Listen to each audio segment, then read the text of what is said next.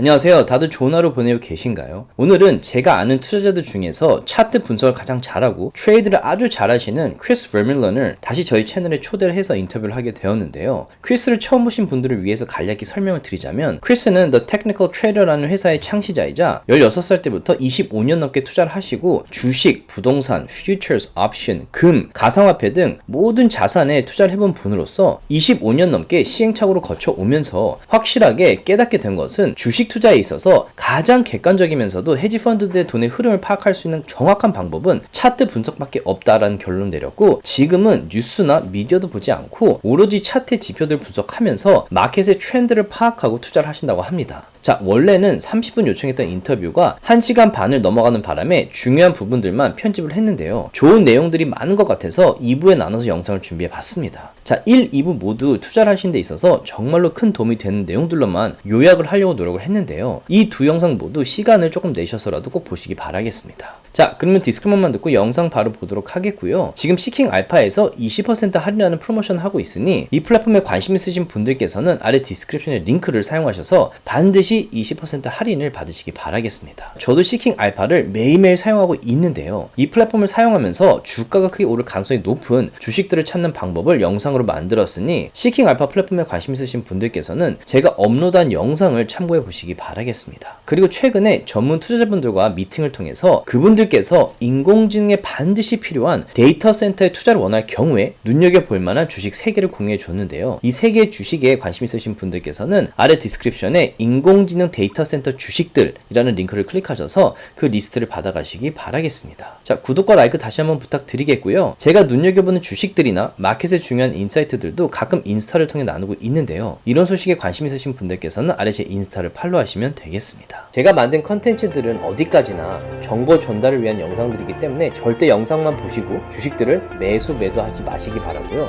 본인 스스로 반드시 리서치를 더 하신 다음에 판단을 내리시기 바라겠습니다. Hello everyone, it is my pleasure to have Chris Vermeulen, one of the best traders in the market that I know, and a founder and chief market strategist at the technicaltraders.com on our channel today once again. So thank you very much for your time today, and it's always great to see you, Chris. Yeah, always a pleasure. Thanks for having me. Now, it seems like you nailed it when you said on the previous interviews that we had last year that you see the market heading for a new all-time high. And as we all know, all three indexes have made several new all-time highs this year and actually has been going higher for quite some time now. Now, the question that I think most investors would have is this the start of a true bull rally that will last for another decade? Or is it a rally that is pulling in a lot of investors into the market that will be followed by a major market crash very soon? So can you share your perspective of the rally that we are seeing in the market these days? We are in a bull market more or less right now. I wouldn't say it's a raging bull market. Small cap stocks, penny stocks are not, skyrocketing. They're completely dormant and underperforming, which we can see in the Russell 2000. It's really not making new highs. If you actually look at like the Russell 2000 and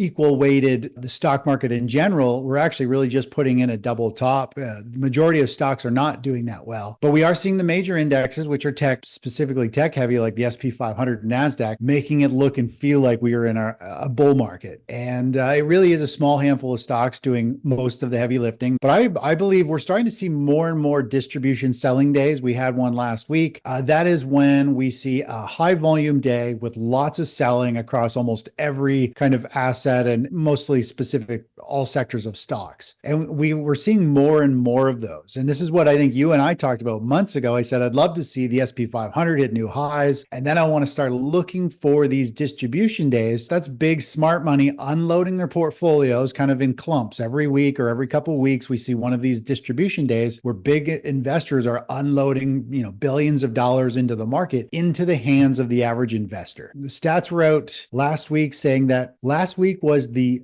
record breaking money flows into technology ETFs and funds. And Bank of America is saying that they believe like we've hit this AI bubble where it's about to burst. And so the general public is just piling into technology. Most other stocks are struggling. The masses, everybody I know is buying Nvidia, and they're all talking AI and they're buying it on their phone. They've never even bought stocks before. When it's like this, generally all the savvy investors, if they're in, they're already in. And right now it's just the market pulling the rest of the investors who have have the ultimate FOMO, feeling like they're missing out on the next big movement in the market, like AI, and they feel like everybody's making money but them. Those are the people getting sucked in, and typically they get sucked in right near the top. I do believe the markets have some more room to go, a few more weeks of potentially higher pricing. We're long the markets still. I'm expecting this, but overall, this is not a new bull market. This is a topping phase. Most sectors are struggling, and most of them are down fairly significantly. And there's a lot of different warning signs out there saying, from an economy standpoint, the economics are starting to show we're starting to turn a corner in terms of recession coming, unemployment's going up, all kinds of things are happening there in the background. But it takes a long time for a recession, an official recession. We've already started, it's just very early stages. From a really basic level, we are like the stock market and the economy goes through these cycles. We are pretty much in this top red zone right now, maximum risk. But when we go and we look at the stages that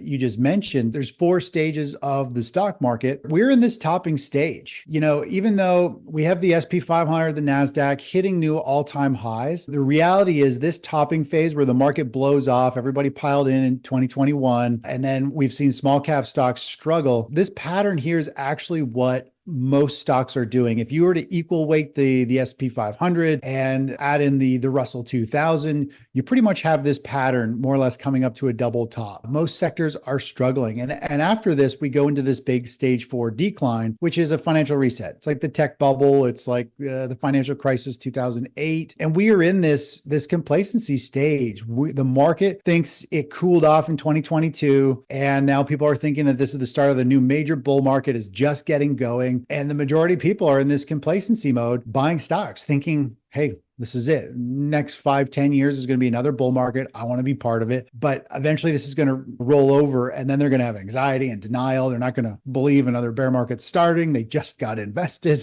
We go through this whole phase. So, I think things are going to get pretty ugly. This is a major cycle. It takes a long time to go. So many people are going to have the rug pulled out from underneath them because they just don't understand all these layers and these cycles involved. But yeah, there's a lot of these interesting things going on. Like, the Russell 2000 is a good visual here. If I was to just zoom out, we can see the kind of big picture here of we saw the stock market go up and then it sold off. And this is what the majority of stocks are doing. They're in this complacency phase that I just talked to you. People thought, the market's just cooled down and now we're going off to the races. The reality is this is a giant bear flag and we're going to see this market sell off in, I think, a very big way and wipe a lot of people out. It always does. You can only inform so many people and only so many people will take action. This is a very exciting but nerve-wracking time for a lot of people because if you know what you're doing, to me, this is very exciting. To a lot of people, they're nervous, but they don't want to miss out on the rally, so they buy in and they're buying near the highs, in my opinion. Now, I know back in the dot-com bubble, there were a lot of companies without any revenue or income. Just because they had the dot-com in the title of their company, we saw the stock prices skyrocketing, ending up in a bubble. Now, does the AI hype and the crazy rise of Nvidia and other semiconductor companies like SMCI or ARM feel like the meltdown we had before in the dot-com bubble? Or since we actually have great earnings that are backing up the price of the stocks, do you think there is still more room for these stocks to go even higher? More or less, back in the tech bubble, about 34% of the SP 500 weighting was tech. And of course, it was a parabolic move. Everything with the .com went skyrocketing, but they were really worthless companies. They were way ahead of their time. Everybody piled in, chased the prices up. Nobody made any money. This time is different. Technology has been grinding its way up. It's back up to those lofty levels from the tech bubble, but they actually make lots of money. In fact, they make way more money than most,